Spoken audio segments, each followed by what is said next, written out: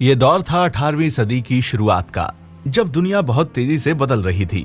लोगों के विचार बदल रहे थे, जिंदगी जीने के मायने भी बदल रहे थे। अब कोई सिर्फ खाने पीने तक सीमित नहीं रहना चाहता था। लोग अपनी जिंदगी को आसान बनाना चाहते थे और ये यूरोप में औद्योगिक दौर था।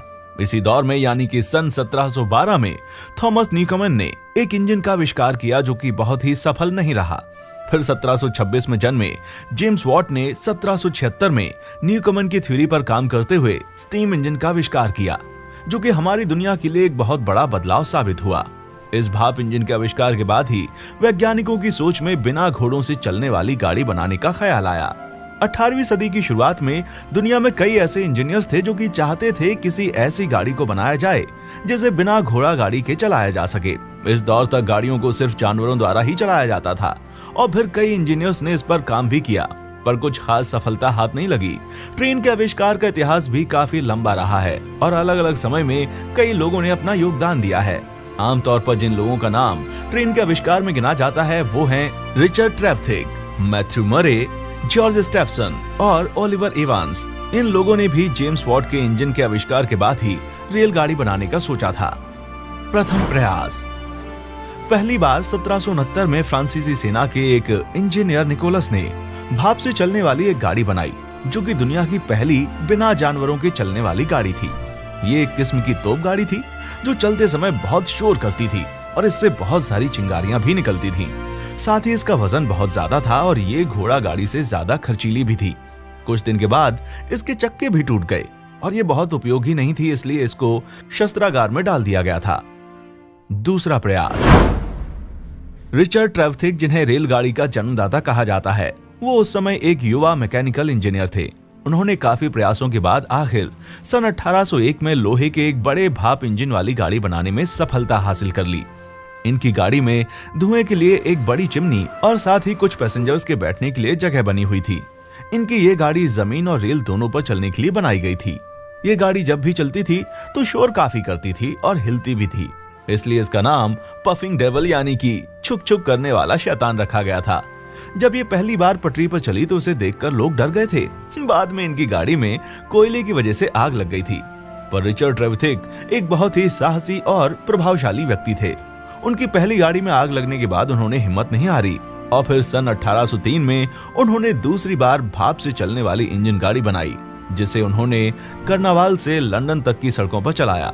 इस सफर में गाड़ी के इंजन को बुरी तरह से नुकसान हुआ। फिर रिचर्ड ट्रेवथिक ने इस भाप गाड़ी को लंबे समय तक प्रयोग में लाने के लिए सिर्फ पटरी पर ही चलाने का सोचा, जिस वजह से उन्होंने एक कंपनी से हाथ मिलाया और कर्नावाल से लंदन तक पटरियां बिछवा दी। और फिर 21 फरवरी 1804 को एक ट्रेन जिसमें 25 टन लोहा और 70 आदमी सवार थे, उसे रिचर्ड ट्रेवथिक ने खुद 4 घंटे और 5 मिनट तक चलाया था। ये दुनिया में पहला मौका था जब भाप के इंजन से इतना भारी और ज्यादा सामान खींचा गया था, पर इस समय तक रेलगाड़ी को बहुत ही खर्चीला और कम उपयोगी माना जाता था, इसलिए उस समय किसी कंपनी ने इस प्रोजेक्ट पर काम करना फायदेमंद नहीं समझा। इसलिए रिचर्ड ट्रेवथिक ने इस प्रोजेक्ट पर काम करना बंद कर दिया था। तीसरा प्रयास। मैथ्यू मरे एक नई सोच के इंजीनियर और व्यापारी थे, जो हमेशा से एक ऐसा वाहन बनाना चाहते थे जो घोड़ों पर निर्भर ना होकर भाप के इंजन से चले।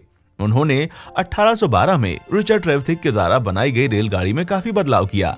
इसके भाप इंजन को नए तरीके से मॉडिफाई किया गया और फिर सन 1812 में व्यापारिक रूप से चलाने के लिए इसे पहली बार पटरी पर दौड़ाया गया। इससे पहले रिचर्ड ट्रेवथिक ने सिर्फ एक बार ही ट्रेन को पटरी पर चलाया था और मैथ्यू मरे ने पहली बार इसे व्यापार करने के लिए चलाया था। उनकी कंपनी ने इंग्लैंड के कई शहरों में धीरे धीरे रेल की पटरियां बिछाने का काम शुरू किया, पर अभी तक रेलवे इतनी ज्यादा प्रचलित नहीं हुई थी कि इसे लोगों द्वारा खुलकर अपनाया जाता। अभी तक रेलवे द्वारा ज्यादातर माल ढोने का काम ही किया जा रहा था। चौथा प्रयास। जॉर्ज स्टेफसन, इन्हें कोयले के इंजन के इस्तेमाल और ट्रेन को दुनिया के अन्य हिस्सों तक पहुंचाने के लिए जाना जाता है। इनकी कंपनी का नाम था दी रॉबर्ट स्टेफसन एंड कंपनी, जो उनके बेटे रॉबर्ट के नाम थी। इन्होंने भाप के इंजन में कई बदलाव करके उसे और ज्यादा मजबूत और शक्तिशाली बनाया था, जो भारी वजन को खींचने में सक्षम भी था। 27 सितंबर 1825 को भाप के इंजन से 38 डिब्बों वाली रेलगाड़ी को खींचा गया, जिसमें 600 यात्री सवार थे।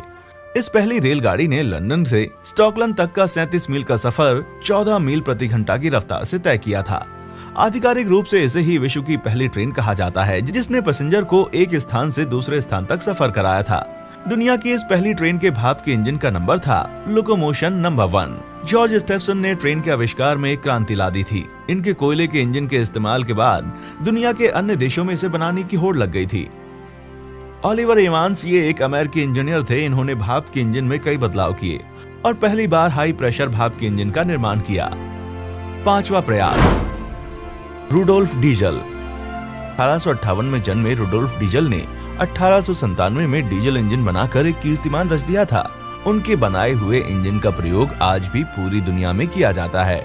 उन्होंने 1897 में 25 हॉर्स पावर के 4 stroke single cylinder diesel engine बनाया था।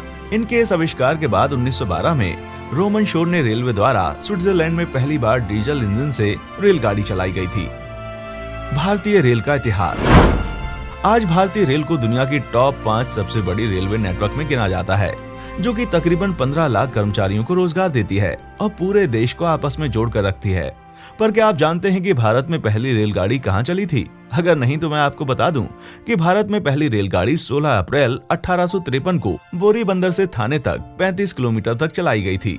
उस वक्त ये ट्रेन तकरीबन 20 डिब्बों की थी और इसमें 400 यात्रियों ने सफर किया था। इस रेलगाड़ी को ब्रिटेन से मंगाए गए 3 भाप के इंजन सुल्तान, साहिब और सिंधु ने खींचा था। आपको बता दें कि 1845 में कोलकाता में great Indian peninsula rail company की स्थापना हुई। इसी कंपनी ने 1850 में मुंबई से थाने तक रेल की पटरियां बिछाने का काम शुरू किया था। भारत में 1856 से भाप के इंजन बनना शुरू हुए थे और धीरे धीरे पूरे देश में पटरियां बिछाने का काम भी शुरू हुआ। हालांकि पूरे देश में पटरियां बिछाना कोई आसान काम नहीं था। इसे बहुत सी जगह रोकने के लिए आंदोलन भी किया गया, पर ब्रिटिश सरकार की क्रूरता के आगे किसी की नहीं चलती थी।